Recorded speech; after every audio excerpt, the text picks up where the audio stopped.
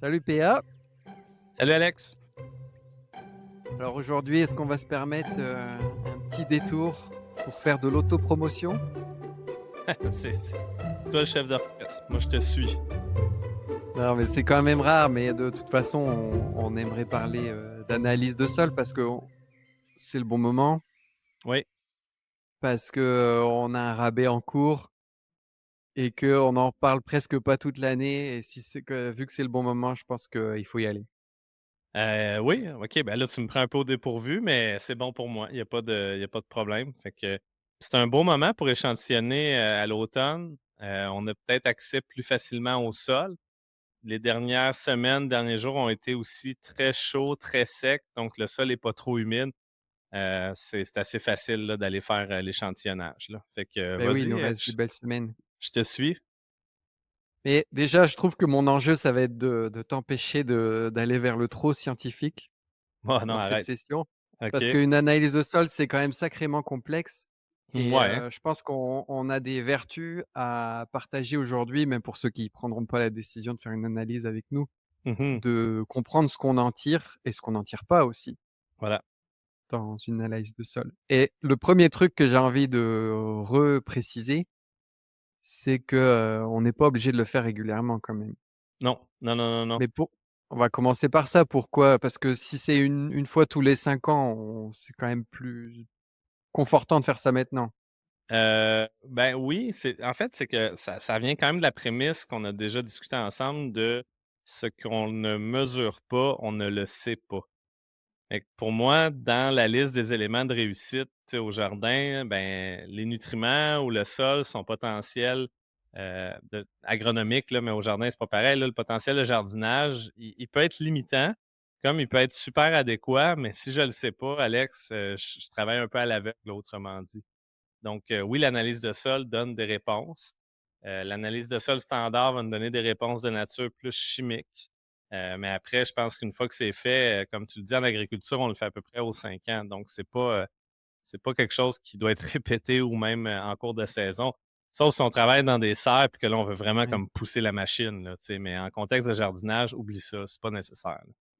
Mais tu sais pourquoi j'ai relancé ce sujet-là? Parce que, on a reçu Marie Thévard, tu m'as parlé de la saison 4, je l'avais pas regardée, donc là, on la regarde OK? et le premier truc qu'elle fait en arrivant chez, la famille, c'est on fait une analyse de sol. Puis ça m'a rappelé que c'est au début de chaque livre Ouais.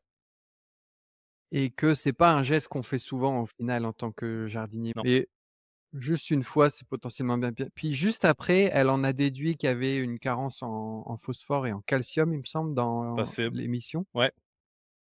et elle y va avec un peu de cendre. Ouais. Fait que ma question, c'est quels seraient des signes dans mon jardin qui indiqueraient que ça pourrait valoir le coup de vérifier l'hypothèse, par exemple, je vais peut-être donner des pistes, mais du pH ou d'une carence en calcium ou ça serait quoi les signes où ça serait dû là, de faire une analyse? Wow, OK. Il y en a beaucoup de signes, puis la façon indirecte de l'observer, c'est évidemment par la croissance des végétaux, par la croissance des plantes. À quel point la plante, j'en parlais encore ce matin avec mes élèves, elle est vigoureuse. C'est-à-dire, est-ce qu'elle semble être puissante, en forme, poussée de façon, rapide? Est-ce qu'elle est dodue? Tu sais, grosso modo, là, est-ce qu'elle semble en forme, oui ou non, la plante? Puis quand on les connaît, c'est encore plus facile à faire ces observations-là parce que d'avoir une seule et unique réponse pour l'ensemble des cultures, Alex, c'est pratiquement impossible. Je vais te donner un exemple. Les feuilles de tomates qui vieillissent parce que c'est une culture qui dure quand même longtemps au jardin, finissent par jaunir. Ce qui est normal, c'est des vieilles feuilles et la plante continue à miser sur sa croissance en haut dans la tête. Fait que c'est normal que dans le bas, il y ait un certain vieillissement. Tu sais, le terme qu'on emploierait aussi, c'est une sénescence. Même chose en fonction du temps avec la saison qui avance et tout. Mais reste que, on va rester avec l'exemple du plant de tomate. Beaucoup de personnes ont eu des problèmes de pourriture apicale, communément appelé le cul noir. On a déjà parlé aussi à l'émission. C'est peut-être que le calcium est présent, mais que l'irrigation est irrégulière, mais c'est peut-être un signe aussi que le calcium est manquant dans le sol. Si tes fruits mûrissent de façon inégale, c'est-à-dire que, bon, ta tomate, c'est comme une ballonne d'eau, là, elle est ronde comme une balle. Si ça reste jaune sur le dessus, mais rouge en dessous, peut-être qu'il y a un signe aussi, au niveau, d'un manque de potassium. Mais c'est des petits signes visuels comme ça, mais beaucoup, beaucoup, je te dirais, au niveau du feuillage. Puis il y a des stades jeunes aussi, là, des côtés violacés un peu aussi. Là, on est peut-être dans des carences en phosphore. Du jaune dans la base des plants, c'est souvent de l'azote, mais dans le haut du plant, c'est peut-être du fer. Fait qu'on on a des indices visuels, mais rien remplace une analyse faite en laboratoire par des gens avec des sarraux, là. Ça, c'est définitif. Donc, probablement que Marie, sachant qu'elle a démarré un nouveau jardin, ben, elle avait besoin d'avoir les bases potentielles du sol pour voir s'il n'y aurait pas un aspect limitant qui risquerait de nuire à la culture, qui peuvent être des problèmes après ça climatiques, d'arrosage ou autre. Mais Et il y en avait? oui, il y en avait, il y en avait. Ben, tu sais, ça fait 1 an qu'on. Attends, Oui, vas-y, je te laisse aller. Je m'emballe. Vas-y, vas-y. faut prendre un souffle après tout ce que tu dis. Parce que c'est moi, je résume presque simplement.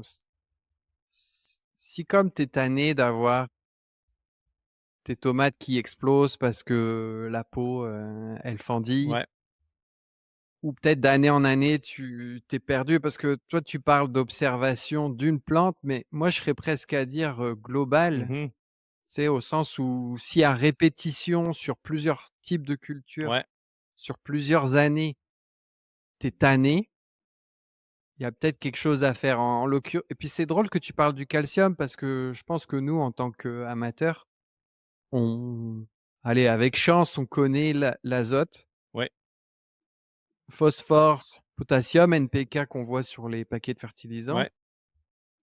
Mais bon, là, je divulgue un petit peu la suite de la conversation, mais l'azote il est pas mesuré dans une analyse. On en parlera pourquoi Mmh. après, pas que je m'évade de mon sujet du calcium. Il y a quand même des petites choses comme le calcium et là, j'espère avoir bien retenu ce que tu m'as dit, qui forme la peau de la tomate au moment de à un moment spécifique de la culture, qui lui évite de fendiller plus tard, c'est ça? Non, c'est pas ça. Là, tu confonds 2 choses. Ah! Vas-y, alors c'est l Le calcium, c'est vraiment dans la paroi cellulaire, c'est la peau des cellules, tu on va le dire comme ça. Puis des cellules qui composent une tomate, il y en a beaucoup, beaucoup, beaucoup, beaucoup. Fait que, autrement dit, si tu manques de calcium, quand les cellules se divisent pour devenir une plus grosse tomate, ben là, les cellules vont mourir, vont se nécroser, puis ça va nous donner l'aspect de la pourriture apicale. Mais la peau aussi, là, c'est un lien avec l'arrosage, mais c'est beaucoup un lien avec le cultivar ou la variété. Il y en a que la peau est plus épaisse. Puis la peau, ben, ça aussi, c'est une couche de cellules, Alex. Fait que tu pas tout à fait dans le champ, mais il y avait une petite nuance scientifique que j'avais pas le choix de faire. Je m'en oh, excuse. je vais pouvoir quand même oser me mouiller dans le Vas-y. futur. Mais mon point, c'était de dire que ma première réaction quand tu me dis: «Fais une analyse de sol», ça serait de dire: «Je mets du fertilisant, je mets du Mmh. compost, j'ai pas besoin d'une Ouais, analyse». Mais quand je vois les analyses qui passent, qui ont soit des carences en calcium, potassium ou autres, qui sont plus des petits gestes techniques à compenser différemment. Je sais plus si la cendre, c'est une de ces solutions ou il y avait le bore aussi. C'est là qu'on se dit: «Ah, une analyse, ça pourrait nous aider à détecter ce que un apport de fertilisant n'apporte pas ouais, forcément». Vrai ou faux? ouais, c'est bon. Et l'autre truc qui fait peur, je trouve, c'est le pH. Ouais. Parce que est-ce qu'on est d'accord que si le pH est mauvais, là, tout le monde prend cher, là? En fait, certains éléments vont être même plus disponibles avec un pH plus élevé, mais au détriment d'autres éléments qui vont être moins disponibles à ce même pH plus élevé-là. Il y a un concept en fertilisation qui s'appelle la loi de l'élément limitant, qui est souvent est imagé comme un tonneau rempli d'eau ou rempli de vin, si tu préfères, que du moment qu'il manque une planche à notre tonneau ou qu'une planche est réduite, comme une carence, ben, l'eau va commencer à se vider de notre bac. Puis ça, c'est vraiment au niveau de l'élément chimique, je te dirais. Et moi, j'aime ça pousser cette image-là de l'élément limitant au niveau de la santé physique puis de la santé biologique des sols. Parce que l'analyse de sol dont on parle depuis le début, c'est vraiment celle qui est plus au niveau chimique.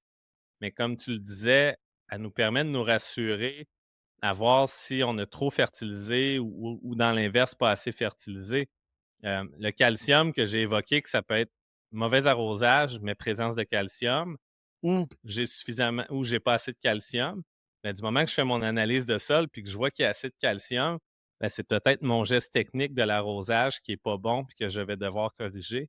Fait que même si je reçois un résultat qui me dit: «Ah, tu as beaucoup de calcium, c'est correct», ben là, peut-être que je vais décider de choisir une autre variété moins sensible ou que je vais mieux, arroser. Et l'autre chose, Alex, qu'il faut comprendre, c'est que, trop, c'est comme pas assez.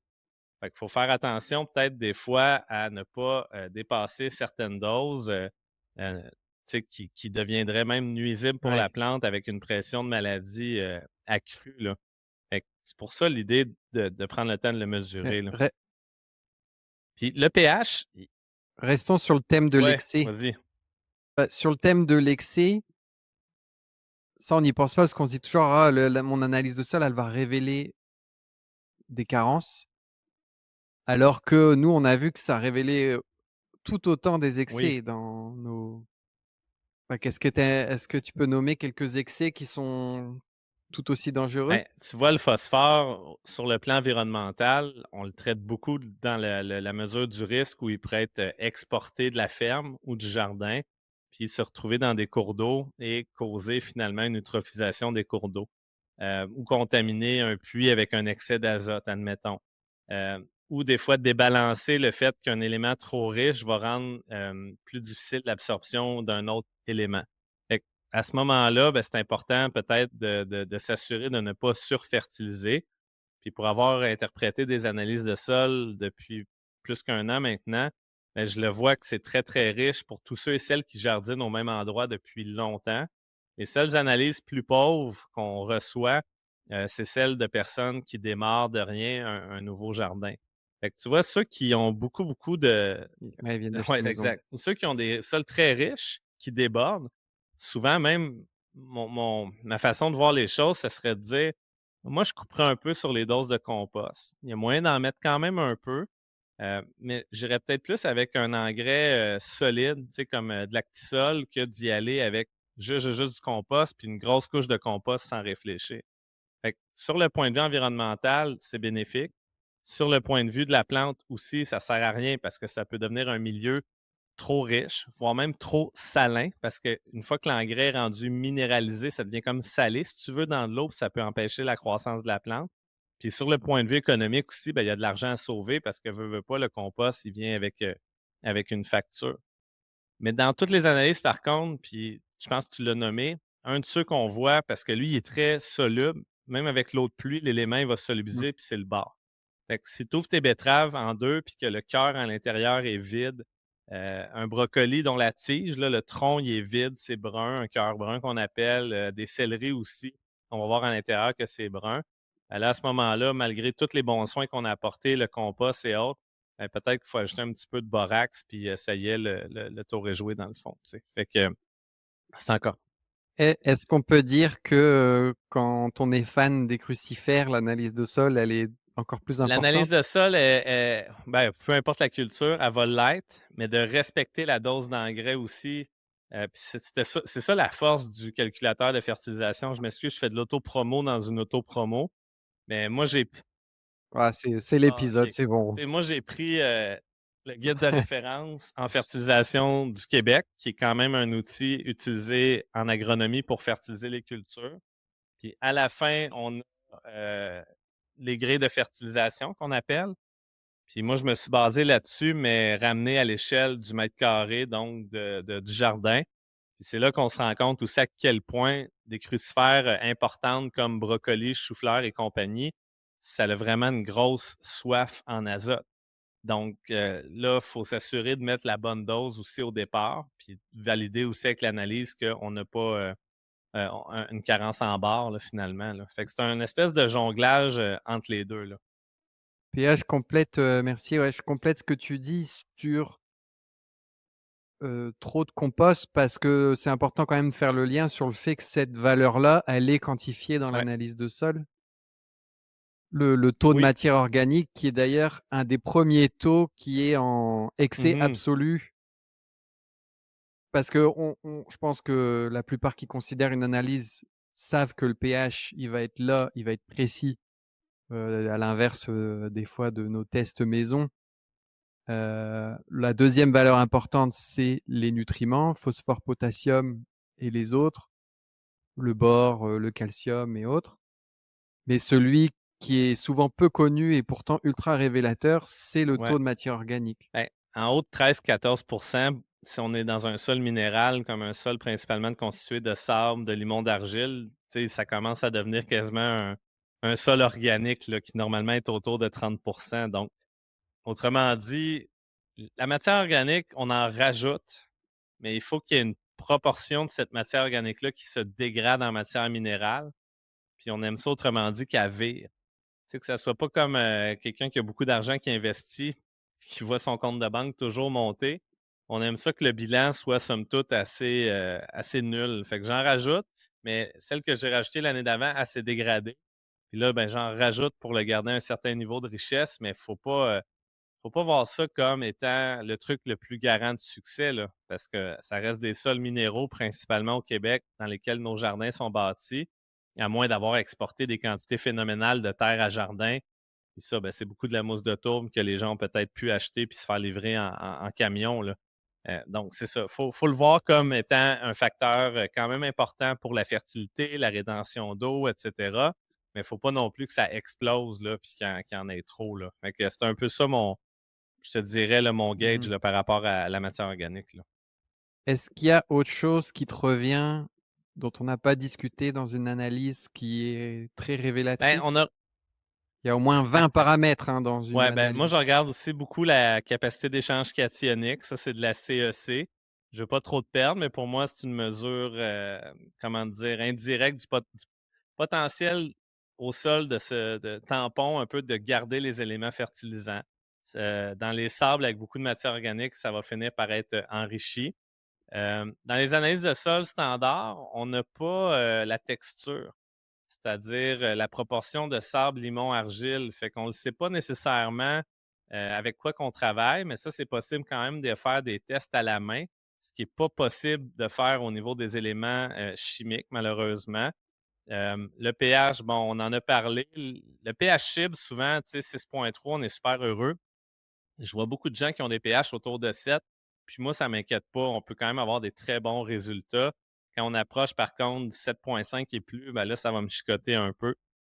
Le potassium, calcium, magnésium, c'est quand même des éléments majeurs. Le soufre aussi. Puis après ça, il y a le bar là, qui peut être un peu plus faible. Fait que, tu sais, je ne veux pas m'avancer trop, là, mais ça reste que si on ne le sait pas, ben, on ne le mesure pas, on ne le saura pas. Puis là, l'azote, c'est correct, Alex. Les gens, comme tu disais, le savent. Là, on va parler d'un feuillage à la base, les vieilles feuilles qui vont pâlir, qui vont jaunir. Le phosphore, au niveau du feuillage, c'est les feuilles du bas aussi. On va parler d'une une coloration pourpre, rouge, un peu violacée. On va avoir une croissance puis une mise en fruit aussi qui va être plus difficile. Le souffle, c'est difficile, mais le souffle, les feuilles plus âgées vont comme avoir des petites chloroses. Ça, c'est comme des petites taches un peu, là, mais entre les nervures des feuilles. Quoi te dire d'autre? Le potassium, sur les vieilles feuilles, Alex, on va peut-être avoir des genres de nécrose, donc un brunissement en marge des feuilles, donc sur le pourtour, ça c'est subtil. Le fer, c'est les jeunes feuilles en haut qui deviennent jaunes. Le manganèse, puis on va peut-être Il avoir faut une t'arrêter. décoloration entre les nervures. Non, mais googlez-le aussi, voir, principale carence des Ouais. feuilles. Il y a beaucoup de visuels, d'images qui peuvent aider au-delà de la pratique. Mais reste que quand tu fais pousser 30 plantes différentes, ben, ils expriment toutes des symptômes différemment parce que ce sont tous des individus, différents dans le fond. Fait que c'est Moi, je pense, PA, ce qu'il faut retenir ouais. de ce que tu nous dis, c'est que quand on fait une analyse de sol avec la main verte, on peut t'appeler. C'est Ben, il y a surtout une ça qu'il faut interprétation retenir. audio qui vient avec, puis si besoin est de pousser plus loin, ben, comme toujours, ça me fait plaisir de répondre un peu plus en détail. Souvent, c'est une job de rassurer, mais ça arrive qu'on a des analyses qui sortent très, très, très pauvres. Puis ça, ben, la personne à ce moment-là, ça lui permet peut-être de bâtir un potager fertile dès la première année ou dès les premières années. Mais comme je le dis souvent, on voit beaucoup d'analyses de sols très riches, même plus riches que ce qu'on voit au niveau des sols agricoles, parce que les gens, ils mettent vraiment de l'amour, dans leur jardin, puis ça paraît. Ouais. On est sur la fin PA, je vais me tenter à donner deux trois arguments en plus, tu en rajoutes, si Ouais. nécessaire, on va aller full là-dedans. Je rappelle que nos analyses de sol, on on donne une vidéo pour, vous guider Mmh. sur comment la prendre. À la maison, c'est super simple. On la met dans un petit ziploc et on l'envoie à une adresse donnée qui est un laboratoire certifié situé à La Pocatière pour l'instant, mais des fois on travaille avec, d'autres laboratoires. Ça commence à 38 $ et avec la granulométrie, ça monte à 60, et quelques. Ouais. J'ai jamais le prix en tête pour vous dire à quel point j'ai pas le nez dedans et bien sûr, on vous accompagne dans l'interprétation des résultats parce que ça nous tient à cœur, de comprendre les choses. Est-ce qu'il y a d'autres Non, arguments à ben, mettre regarde, en ouais, la avant? granulo, là, est un peu plus chère parce que les manipulations sont plus complexes en laboratoire, mais ça, c'est à faire une seule fois dans sa vie. Les sols au Québec, ils ont à peu près 10 000 à 12 000 ans suite au retrait de la mer de Champlain après la dernière glaciation, donc c'est des sols très jeunes. Mais je veux dire, si vous avez un sable loameux ou un loam sableux argileux, ben, dans 10 ans, il va rester un loam sableux argileux, mais enrichi de matière organique si vous mettez beaucoup de compost. Fait que ça, c'est l'autre truc, tu sais. Puis là, des fois, des gens Mmh. ils me disent: «Ah, il y a beaucoup de sable, je devrais-tu, faire venir de l'argile?» Mais pour changer la valeur de 1 c'est énormément d'argile. Puis ça, c'est une job humainement que tu veux pas faire. Fait qu'à moins de trouver que le jardin soit très petit puis qu'on trouve des sources de bentonite, là, une argile intéressante, mais moi, je touche pas à ça. Tu sais, je mise sur ses forces. J'essaie d'atténuer ses faiblesses. Les sols de départ ont été analysés à travers le Canada. Ça se trouve, études pédologiques. Ça se trouve sur le site de l'IRDA, l'Institut de recherche et de développement en agro-environnement. Ça se trouve sur le site du gouvernement fédéral. C'est des documents qui sont vraiment intéressants à lire, mais qui remontent dans certains cas, pour certaines régions, aux années 30, aux années 40. Fait que depuis ce temps-là, les sols ont été améliorés, tu sais.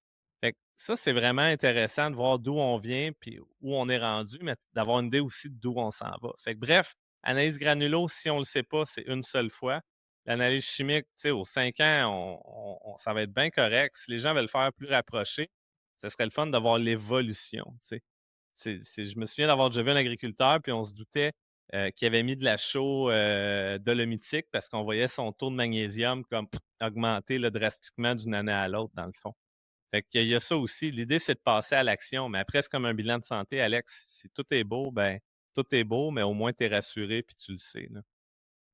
Mmh. Donc je conclus, dans la majorité des Ouais, cas, tout est beau. on corrige. Quand c'est pas beau, on essaie d'accompagner et puis, il y a une chance sur 10 de recevoir un petit appel, d'EPA quand vraiment soit vous le demandez, soit c'est vraiment pas beau, puis, c'est toujours un Yes. plaisir d'accompagner. Oui, On se laisse?